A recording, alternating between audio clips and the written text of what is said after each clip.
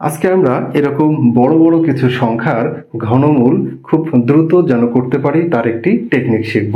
তো আমরা সাধারণত এরকম বড় কোনো সংখ্যার ঘনমূল নির্ণয় করার জন্য ক্যালকুলেটরের সাহায্য ছাড়া কিন্তু প্রায় করা অসম্ভব হয়ে যায়। তো আমরা এটি যেন খুব দ্রুত করতে পারি সেই টেকনিকটি করব আজকে। তো দেখুন, এই অঙ্কগুলোর এই ঘনমূলগুলো করার ক্ষেত্রে আপনাকে প্রথমে যে বিষয়টি মাথায় রাখতে হবে, 1 থেকে 9 পর্যন্ত যে নাম্বারগুলো রয়েছে সেগুলোর ঘনটা আপনার মাথায় রাখতে হবে। তাহলে এখানে আমরা 1 এর ঘন 1, 2 এর ঘন 8 এরকম করে আমরা দেখলাম।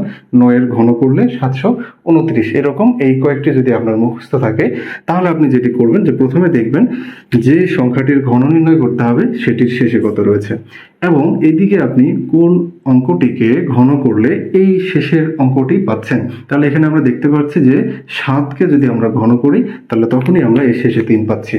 ঠিক আছে, এখন কাকে ঘন করলে আমরা এই শেষে 3 পেয়েছিলাম? 7। তাহলে আমরা কি করব, এই 7টিকে শেষে লিখে রাখবো। যেহেতু এখানে 3 ছিল শেষের নাম্বার, তাহলে এখানে ঘনমূলের শেষের নাম্বারটিও আমরা 7 বসাবো। ঠিক আছে, এখন আমরা যেহেতু এখানে ঘনমূল করতেছি তার মানে এখানে 3 এর একটি বিষয় আছে।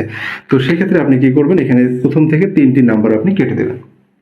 এখন দেওয়ার পরে তারপরে যে সংখ্যাটি রয়েছে সেই দিকে আপনি লক্ষ্য রাখবেন। তাহলে এখানে আমরা দেখতে পাচ্ছি এখানে রয়েছে হচ্ছে 19।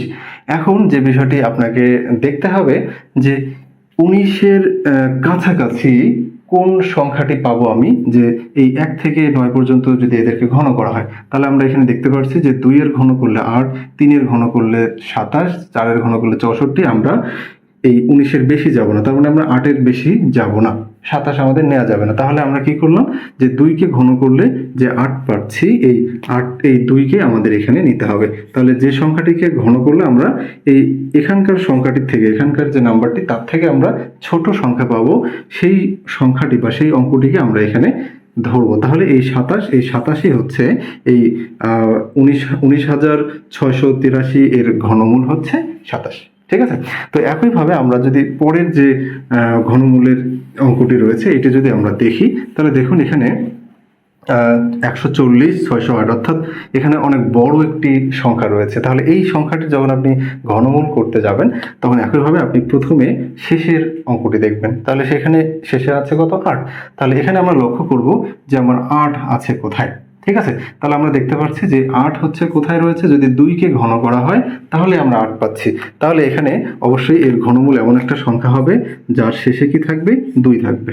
ঠিক আছে, তারপরে আমরা যেটি করব যে এইখান থেকে প্রথম থেকে আমরা 3টি অঙ্ককে কেটে দেব। তারপর আমরা যে বিষয়টি লক্ষ্য রাখবো যে এই 3টিকে কাটার পরে আর কি কি বাকি থাকতেছে, এখানে 140 বাকি থাকতেছে।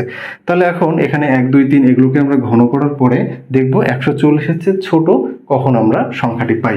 তাহলে একইভাবে আমরা দেখতেছি যে 5কে ঘন করলে 125 এবং 6কে ঘন করলে 216। তাহলে 125-এর পরে 216, তাহলে 140, 216 হচ্ছে ছোট, তার মানে আমরা কি করব, 6 নেওয়া যাবে না, আমাদেরকে 5 নিতে হবে। অর্থাৎ 5কে ঘন করলে আমরা 125 পাবো। তাহলে এখানে এই 5 অর্থাৎ 52 হচ্ছে আমার এই সংখ্যাটির এরকম বড় একটি সংখ্যার ঘনমূল। তাহলে দেখুন আমরা কত দ্রুত এরকম বড় একটি সংখ্যার ঘনমূল নির্ণয় করা শিখে গেলাম। আমাদের কোনো ক্যালকুলেটরের সাহায্য ছাড়াই এই কাজটি আমরা করতে পারবো। ধন্যবাদ।